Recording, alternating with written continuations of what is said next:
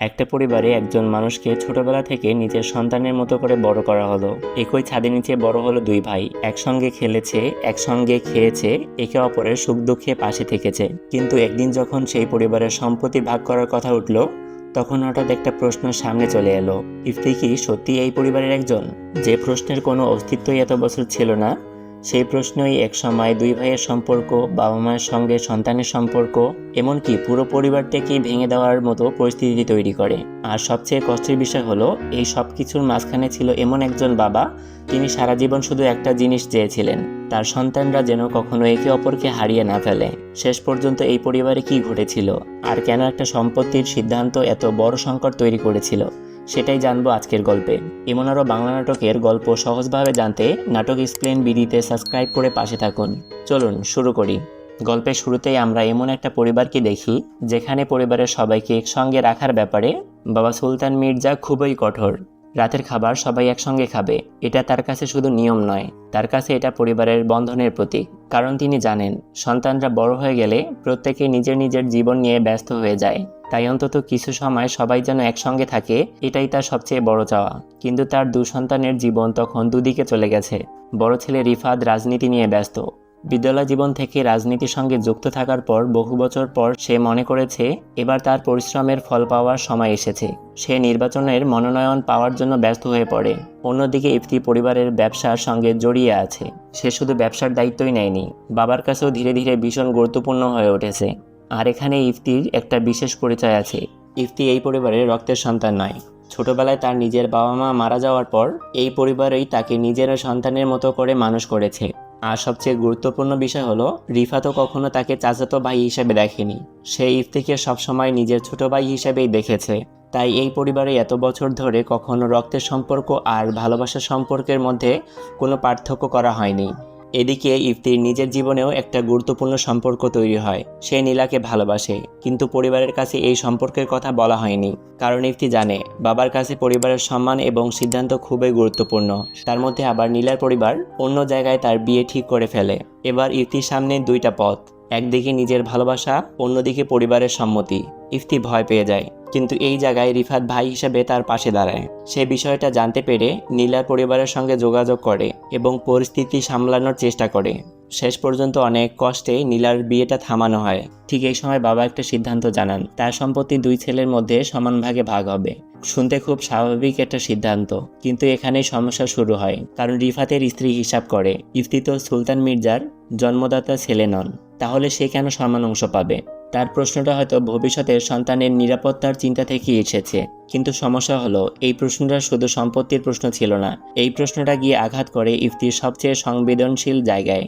এই পরিবারে তার নিজের জায়গা কোথায়? এত বছর ভালোবাসা পাওয়ার পরও যদি একদিন বলা হয় সে আসলে বাইরের মানুষ, তাহলে এতদিনের সম্পর্কের মানে কি?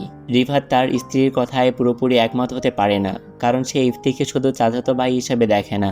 সে মনে করে ইফতি তার নিজের ভাই। যে ভাই ছোটবেলা থেকে তার সঙ্গে বড় হয়েছে, তার সঙ্গে এই পরিবারের ভালোবাসা ভাগ করেছে, তাকে শুধু রক্তের সম্পর্কের হিসাব দিয়ে আলাদা করা সম্ভব নয়। কিন্তু অন্যদিকে রিফাতের স্ত্রীও শুধু নিজের জন্য ভাবছে না, তাদের সন্তান আসছে। সে মনে করছে, ভবিষ্যতে নিজের সন্তানদের অধিকার নিশ্চিত করাও একজন বাবা মায়ের দায়িত্ব। এ কারণে দুই পক্ষের যুক্তি আলাদা জায়গা থেকে সত্যি মনে হয়। কিন্তু সমস্যা হয় যখন অধিকারের হিসাবের সঙ্গে ভালোবাসার হিসাব মিশে যায়। পরিবারে যখন এই টানাপোড়েন চলছে, ঠিক তখনই সুলতান মির্জার শরীর আরও খারাপ হয়ে যায়। ডাক্তার জানিয়ে দেন তার অবস্থা গুরুতর এবং এখন থেকে তাকে খুব সাবধানে রাখতে হবে। তখন তারা বুঝতে পারে, তার সন্তানের মধ্যে যে দূরত্ব তৈরি হয়েছে, সেটা আর ছোটোখাটো ব্যাপার নয়। আজ সম্পত্তি নিয়ে কথা হচ্ছে, কাল হয়তো এই কথাই দুই ভাইকে আলাদা করে দেবে। আর তিনি জীবিত থাকা অবস্থায় যদি সেটা না থামান, তাহলে তার মৃত্যুর পর পরিস্থিতি আরও খারাপ হতে পারে। তাই তিনি সিদ্ধান্ত নেন সবকিছু পরিষ্কার করে দিতে হবে। বাবা জানিয়ে দেন, তার সম্পত্তি নিয়ে যে সিদ্ধান্ত নিয়েছেন সেটা পরিবর্তন হবে না। দুই সন্তানই তার কাছে সমান, কারণ তার কাছে ইফতির জন্ম নয়, ইফতির জীবনটাই গুরুত্বপূর্ণ। ছোটবেলা থেকে যে ছেলে তার সংসারে বড় হয়েছে, তাকে তিনি কিভাবে বাইরের মানুষ ভাববেন? কিন্তু এই সিদ্ধান্ত শুনেও সমস্যা পুরোপুরি শেষ হয় না। কারণ সম্পর্কের মধ্যে যে প্রশ্নটা ঢুকে গেছে, সেটা এত সহজে বের হতে চায় না। এরপর আসে পুরো গল্পের সবচেয়ে আবেগপূর্ণ অংশ। বাবার অবস্থা আরও খারাপ হয়ে যায়।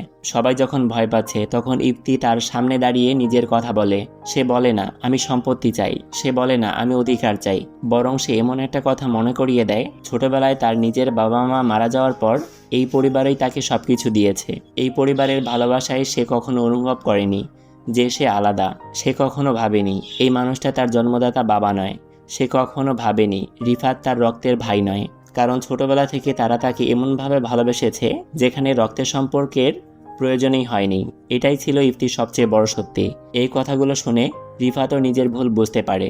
সে বুঝতে পারে সম্পত্তির হিসাব করতে গিয়ে এমন একটা সম্পর্কের এই প্রশ্নের মুখে দাঁড় করিয়ে ফেলেছে যেটা কোনো কাগজে তৈরি হয়নি। ইফতির সঙ্গে তার সম্পর্ক উত্তরাধিকার দিয়ে তৈরি হয়নি, তৈরি হয়েছে বছরের পর বছর ভালোবাসা, দায়িত্ব আর একসঙ্গে বড় হওয়ার মধ্যে দিয়ে। আর তখন বোঝা যায় এই পরিবারের আসল সমস্যা সম্পত্তি ছিল না, আসল সমস্যা ছিল ভালোবাসার জায়গায় হিসাব ঢুকে যাওয়া। শেষ পর্যন্ত দ্য ফ্যামিলি শুধু একটা পরিবারের গল্প নয়, এটা এমন একটা গল্প যেখানে দেখানো হয়েছে রক্তের সম্পর্ক মানুষকে জন্ম দেয়, কিন্তু ভালোবাসা তাকে পরিবারের সদস্য বানায়। আর একজন বাবা শেষ পর্যন্ত সেটাই বুঝতে চেয়েছেন, তার সন্তানরা যেন সম্পত্তির জন্য একে অপরকে হারিয়ে না ফেলে।